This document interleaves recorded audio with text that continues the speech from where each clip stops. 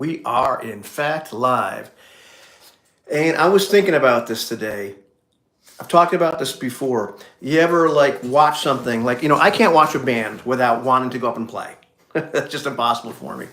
But other times, have you ever been there, like you're watching something, you're watching somebody do something, and I've been watching a lot of people on YouTube lately who have some channels that I really enjoy watching where they're very, very authentic. They're talking about whatever it is that they're passionate about, and they've been doing it seriously longer than I have, even though I've been YouTubing for like 14 years with this channel.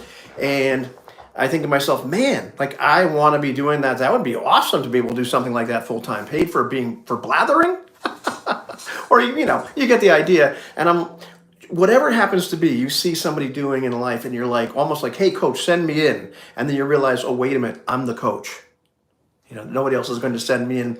If I want to go do something different, or I see something, I want to do that. Whatever it happens to be, even if it's just the lifestyle that somebody has. And no, I don't mean the extravagant lifestyle, although I suppose you could mean the extravagant lifestyle. But I have friends that were retired, and I'm like, oh man, because I experienced semi-retirement for a very brief period of time when Megan was ill, and which we were very fortunate to be able to do, with people's donations and what have you. But I'm like, man, that was a lot more fun. That was a lot more fun in terms of being able to do whatever the hell I wanted to. So whatever it might happen to be. Even some guys I've watched out there that are doing they're more minimalists. I'm trying to remember the dude's name. Tim. Oh man, I've lost it. But fun guy. Like I wouldn't do everything that he's doing, and I wouldn't emulate everything that he's doing. But he's living the life that he wants to live. I'm like, man, send me in.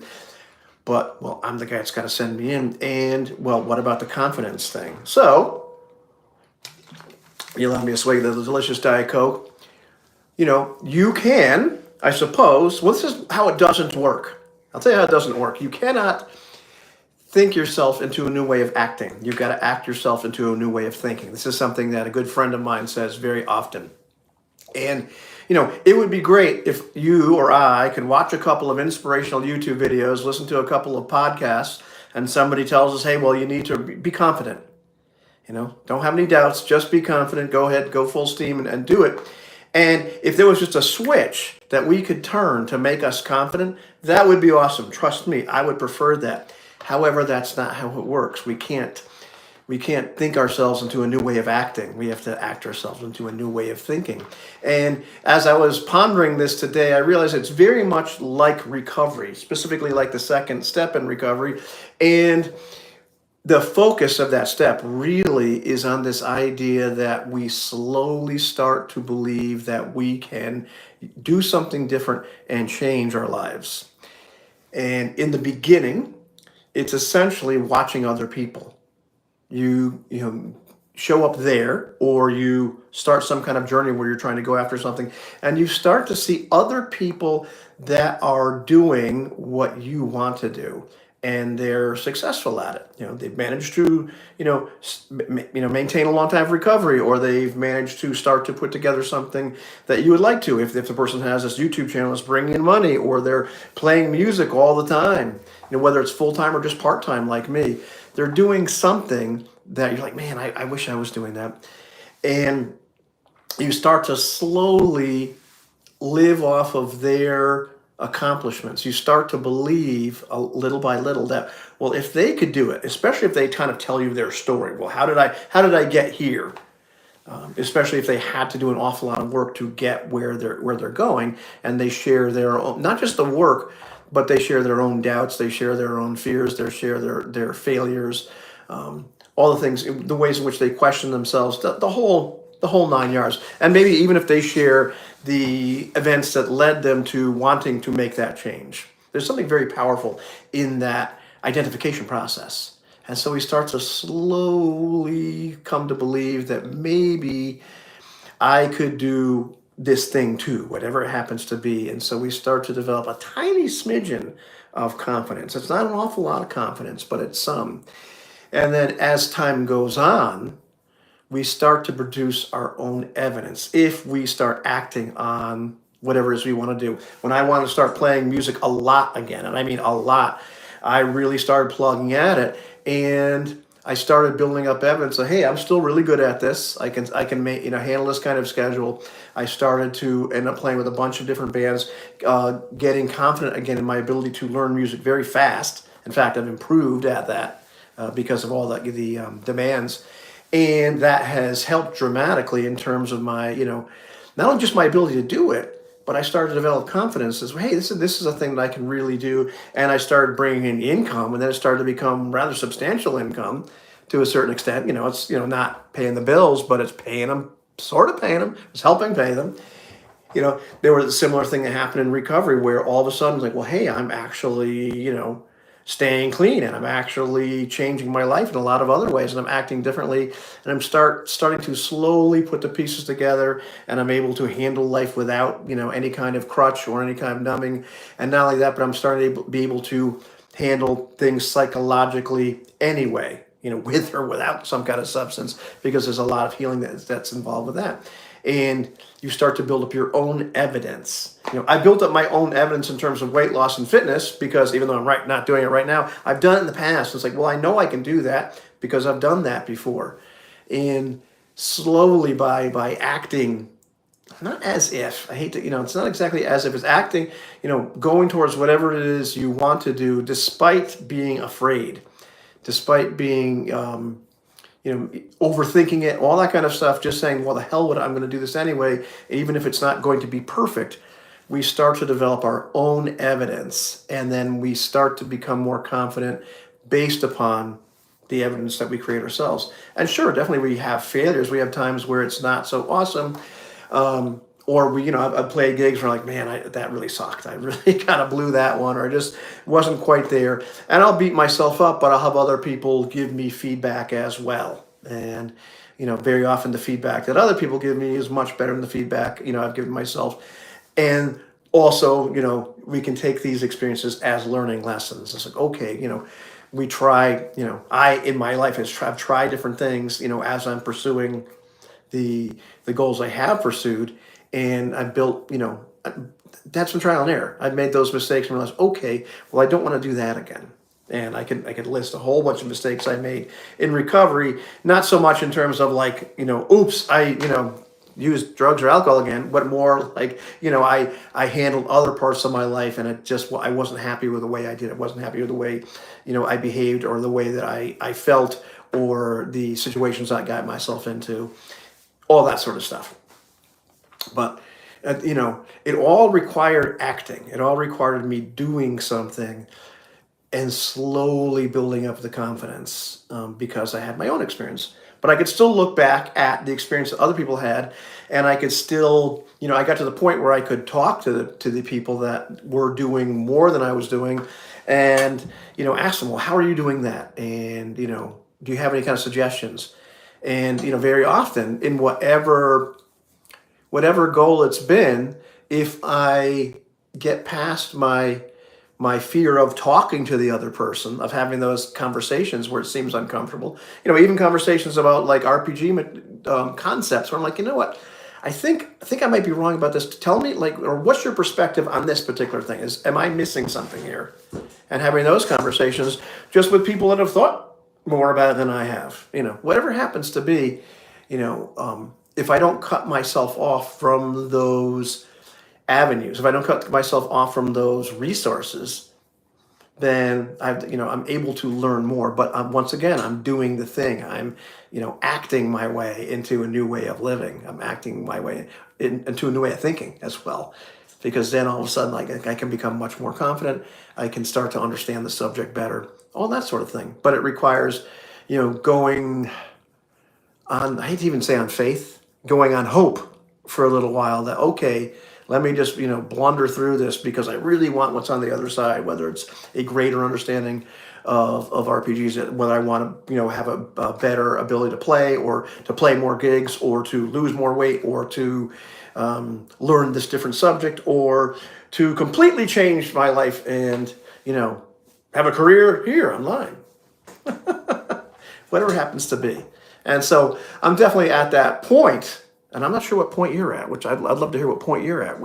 Is there something that you're struggling with and you're not starting because you're waiting for the confidence to do it? If so, what is it? Because I got news for you. The confidence isn't just going to show up. The frustration might show up. The finally, like the pain might get great enough where the pain of not doing something exceeds the pain of doing something about it. But the confidence, at least in my experience, the confidence isn't going to show up. The only way that, I've seen that we gain confidence is by kind of living off the confidence of other people a little bit. It's like, okay, well, they did it. I'm a person, they're a person. I think I can do this. And then having the chutzpah, even if we're scared to death, to go ahead and start doing things, making those mistakes, and then having that experience that we build up ourselves. Chutzpah is a great word, isn't it? And courage, courage and bravery, they wouldn't mean anything if we weren't afraid. Being courageous or being brave doesn't mean the lack of fear. In fact, it doesn't really mean any. If you weren't afraid, then being courageous or brave wouldn't mean a damn thing. It wouldn't be all that impressive. It's because we're afraid. It's because we're unsure, and we do it anyway, whatever it is, that we can call ourselves brave or courageous, which is pretty cool.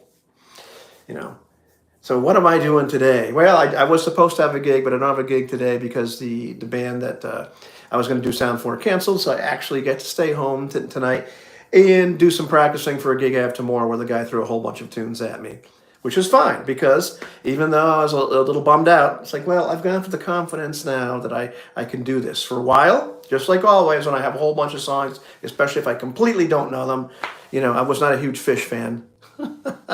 And I was like, okay, I got to learn this one. Oh, man.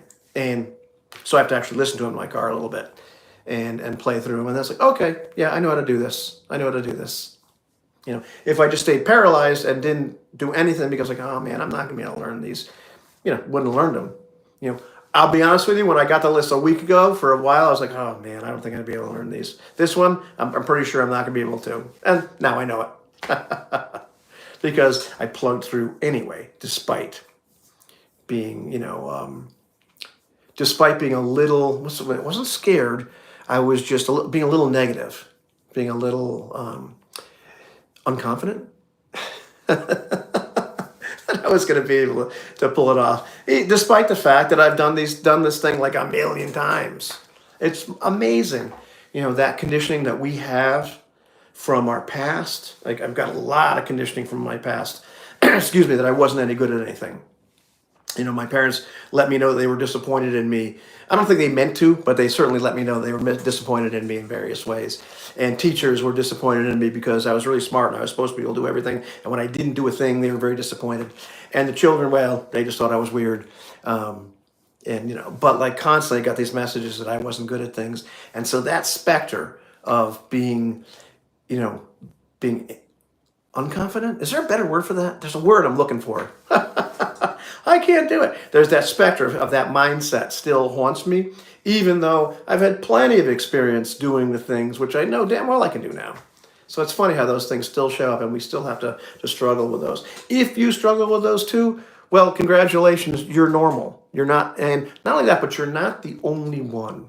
That's the real power, I believe, in like telling our stories, the real power of like finding those people that you can latch onto that have done the thing, that are confident, that you start to have that sort of, for lack of a better word, that second step experience with, where you're like, you start to come to believe that you could improve in an area if you do something differently, like do what they did.